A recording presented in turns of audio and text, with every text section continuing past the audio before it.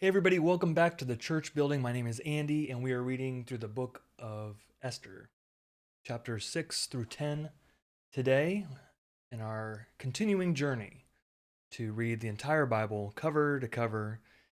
It's never been done before by me, and we're cruising right along. It's the first time I've read through Esther, so this is pretty much brand new. I mean, I know the general story, but never actually read the text. So we're going to dive right in. Chapter 6. On that night the king could not sleep, and he gave orders to bring the book of records, the annals, and they were read to the king. It was found written how Mordecai had told about Bigthana and Teresh, two of the king's eunuchs, who guarded the threshold, and who had conspired to assassinate King Ahasuerus. And the king said, "What honor or distinction has been bestowed on Mordecai for this?" The king's servants who attended him said, "Nothing has been done for."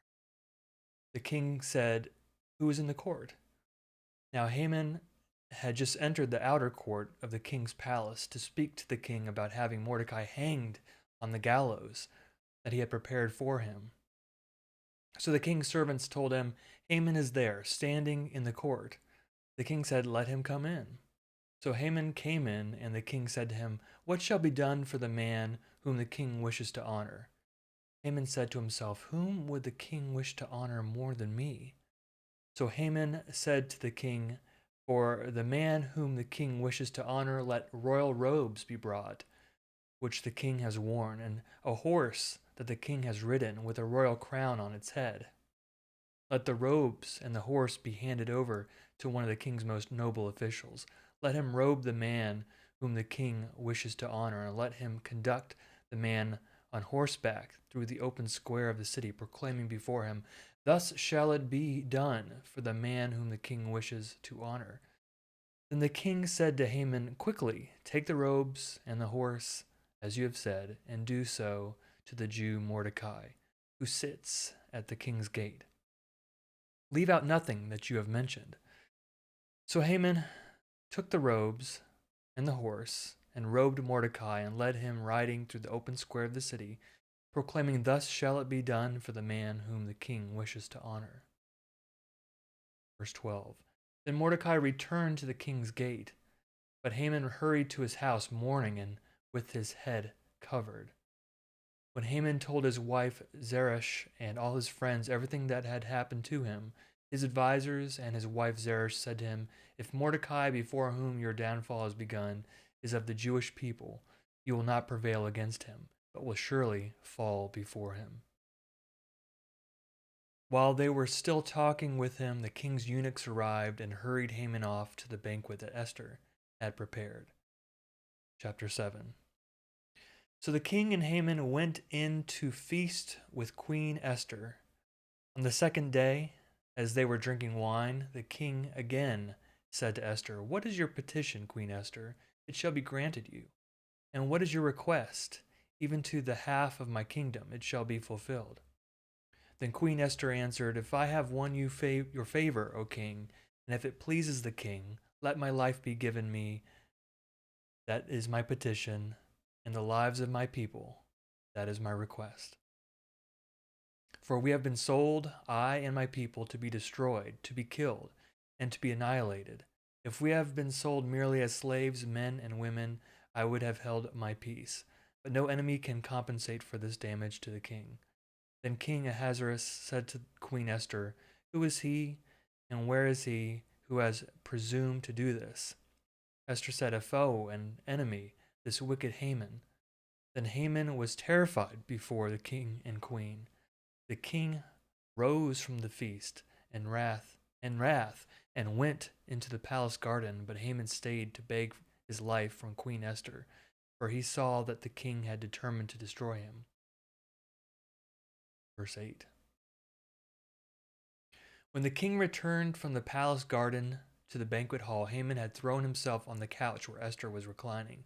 And the king said, "Will he ever assault the queen in my presence, in my own house?" As the words left the mouth of the king, they covered Haman's face. Then Harbonah, one of the eunuchs and attendants on the king said, "Look, the very gallows that Haman has prepared for Mordecai, whose word saved the king, stands at Haman's house 50 cubits high." And the king said, "Hang him on that." So they hanged Haman on the gallows that he had prepared for Mordecai. Then the anger of the king abated. Chapter 8. On that day, King Ahasuerus gave to Queen Esther the house of Haman, the enemy of the Jews. And Mordecai came before the king, for Esther had told what he was to her. And the king took off his signet ring, which he had taken from Haman, and gave it to Mordecai. So Esther set Mordecai over the house of Haman. Then Esther spoke again to the king. She fell at his feet, weeping and pleading with him to avert the evil design of Haman, the Agagite, and the plot that he had devised against the Jews. The king held out the golden scepter to Esther, and Esther rose and stood before the king.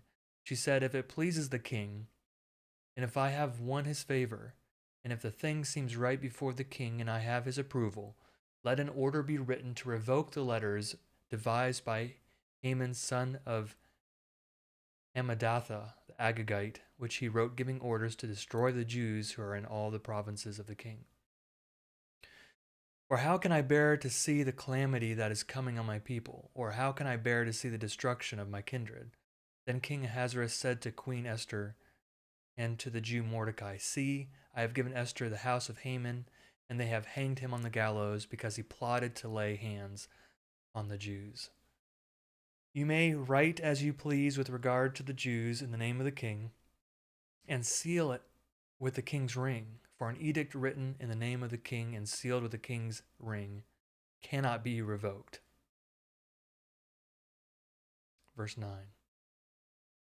The king's secretaries were summoned at the time in the 3rd month, which is the month of Sivan, on the 23rd day, an edict was written according to all that Mordecai commanded, to the Jews and to the satraps and the governors and the officials of the provinces from India to Ethiopia, 127 provinces, to every province in its own script and to every people in its own language, and also to the Jews in their script and their language.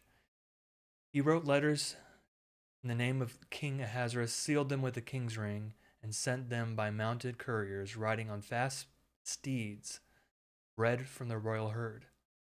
By these letters the king allowed the Jews who were in every city to assemble and defend their lives, to destroy, to kill, and to annihilate any armed force of any people or province that might attack them, with their children and women, and to plunder their goods.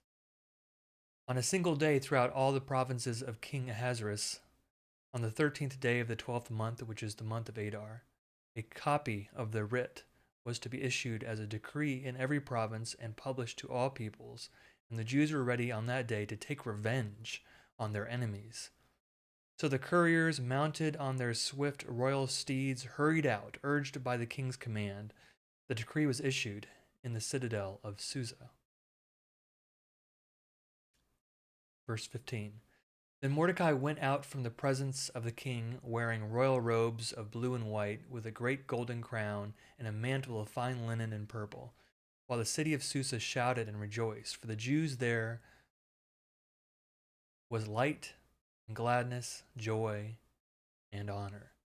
In every province and in every city, wherever the king's command and edict came, there was gladness and joy among the Jews, a festival and a holiday. Furthermore, many of the peoples of the country professed to be Jews because the fear of the Jews had fallen upon them. Chapter 9, after a brief hydrating interlude.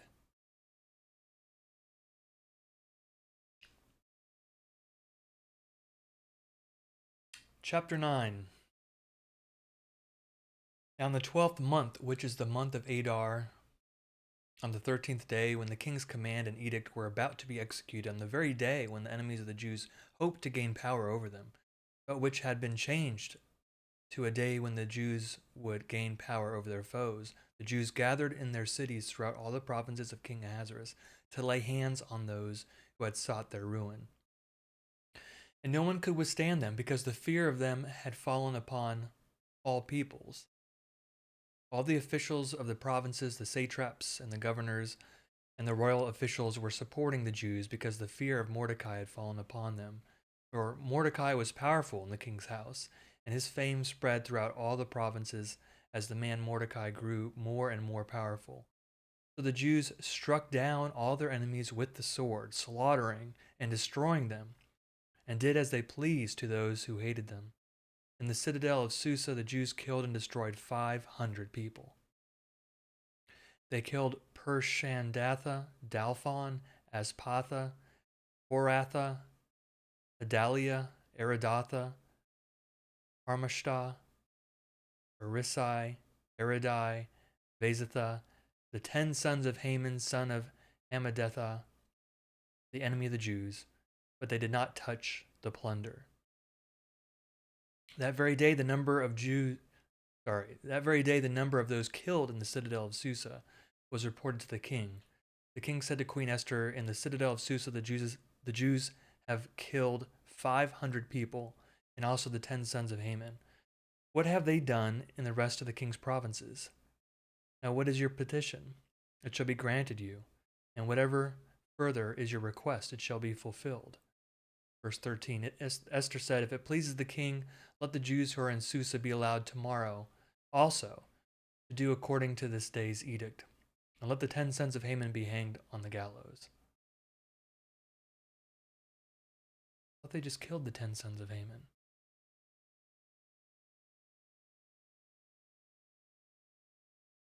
Okay. Verse 14, so the king commanded this to be done. A decree was issued in Susa, and the 10 sons of Haman were hanged. The Jews who were in Susa gathered also on the 14th day of the month of Adar, and they killed 300 persons in Susa, but they did not touch the plunder. Now the other Jews who were in the king's provinces also gathered to defend their lives, and gained relief from their enemies, and killed 75,000 of those who hated them.